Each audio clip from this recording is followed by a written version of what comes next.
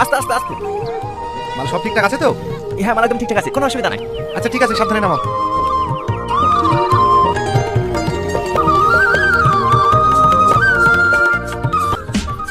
চাচা আমাদের ভাড়াটা। তোমরা খাওয়া দাওয়া করে তারপরে যাবে। না চাচা খাওয়া দাওয়া করবো না, হ্যাঁ আমাদের বাড়ি অনেক লেট হয়ে যাবে। কোথায় বাড়ি তোমাদের? সন্ন্যাসী ডাঙ্গা। সে তো অনেক দূর। হ্যাঁ আচ্ছা ঠিক আছে।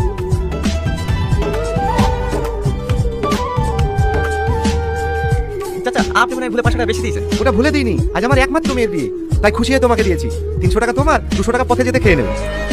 ঠিক আছে চাচা, আজ তাহলে। সালমাকে বাড়িতে কোথাও খুঁজে পাওয়া যাচ্ছে না, ও মনে হয় অন্য কোনো ছেলেকে পালিয়ে গেছে। কি বলছিস তুই? হ্যাঁ আমি কি বলছি। চ চ চ।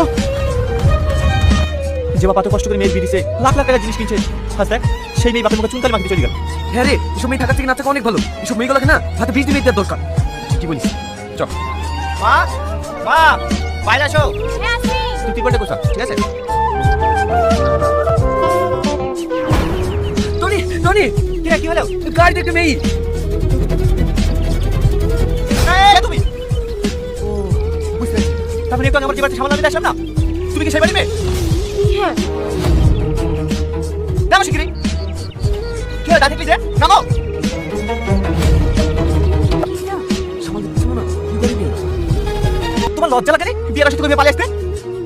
কি অসভ্য মেয়ে রে, এতক্ষণে মনে বাবা খোঁজা শুরু করে দিয়েছে। আর তোর গাড়ি চলে পালিয়ে এসে এসব মেয়েদের জন্য না বাবা মার মান সম্মান ডুবে যায়। টনি বাপের মেয়ে বাপের কাছে ফিরে দিয়ে আয়। না না আমি বাড়ি যাবো না, আমি একজনকে ভালোবাসি, ওকে ছাড়া আমি বাঁচবো না, ওই জন্য আমি বাড়ি থেকে পালিয়ে এসেছি। যাকে ভালোবাসো তার সাথে পালিয়ে যাবা, তুমি আমার কাছে কেন বলছো? 2 মাস হলো ও দুবাই কাজে গেছে। তো তুমি কাজ আমি করবো, যাও খেতে কি? না আমি বাড়ি যাবো না, আমি বাড়ি গেলে আব্বা আমাকে মেরে ফেলবে।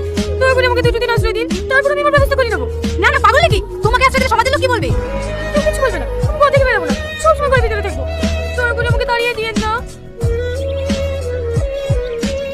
ঠিক আছে ছাড়ো মা, 2 দিনই তো, কিছু হবে না। তো সব কাজে বাড়াবাড়ি।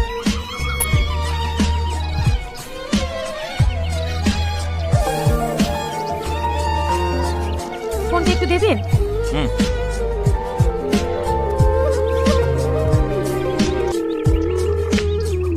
হ্যালো হ্যালো, আমি সান্তা বলছি।